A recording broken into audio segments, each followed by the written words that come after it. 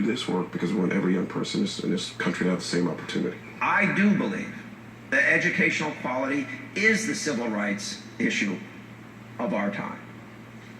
I think purposefully or without purpose, undereducating folks is a form of discrimination. Particularly in terms of young people of color in our cities and some of our rural areas, we see oftentimes college readiness rates of 1 in 10. We see in many communities our African American, Hispanic children are graduating barely a little bit over 50%. And that's high school. If somebody told me we only get 50% of our African American and Hispanic kids out of college, I would think that's a catastrophe because in the 21st century, a college degree is really the baseline for what our young people need to be competitive in the global economy. And we can't even get these babies out of high school. And so it's a problem of the highest order. And because of the kind of racial and ethnic and class-based inequities, it's a huge civil rights issue. And we know, simply put, if we don't educate our young people, they say we have no shot in this global economy.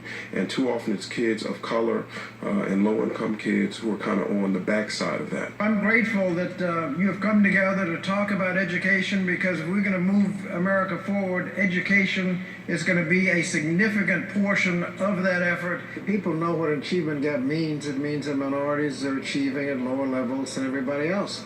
We also know that there are things you can do to improve the achievement gap or to eliminate the achievement gap, and we need to do those things. One of the things we found is what's called the summer slide. Low-income students leave in June and come back in September and are as much as 2 months behind when they left. Affluent students tend to be at least as high as they were, even better, because they've had opportunities during the summer.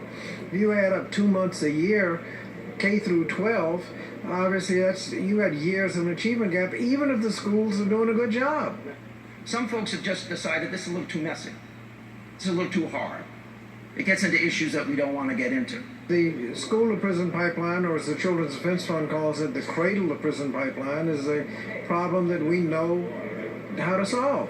If you provide a comprehensive, evidence-based approach to raising children, starting very early, prenatal care, all the way up to, instead of cradle to prison, cradle to college and career. Comprehensive, evidence-based approach, we know what to do.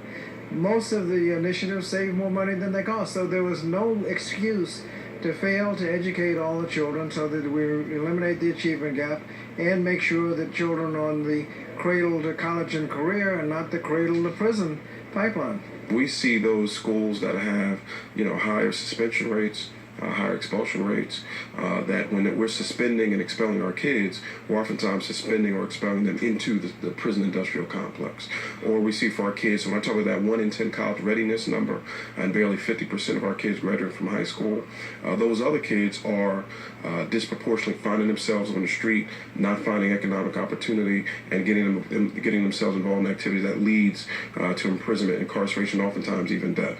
And so the schools and our families and communities are really at the heart and center of that. So strengthening our schools will help mitigate some of those challenges. But we also can't be naive and don't think that we also have to address the environment that our families and communities find themselves in. People in this room, people who care about this issue, teachers, administrators, public school systems, let's get charged up again. 50, 60 years after Brown versus Board of Education, we've kind of resegregated in a lot of ways.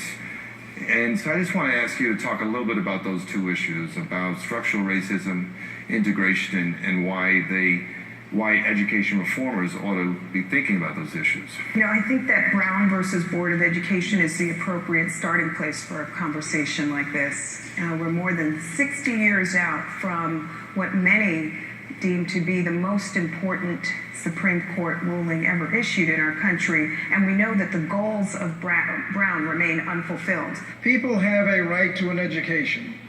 That right was established way back in 1954 in the Brown decision, where part of the decision said that it is doubtful that any child may reasonably be expected to succeed in life if denied the opportunity of an education. Such an opportunity is a right which must be made available to all on equal terms. Folks, when we come back, Michael Jordan actually takes a stand when it comes to police abuse in America. Yes, that Michael Jordan. We'll break it down with our panel.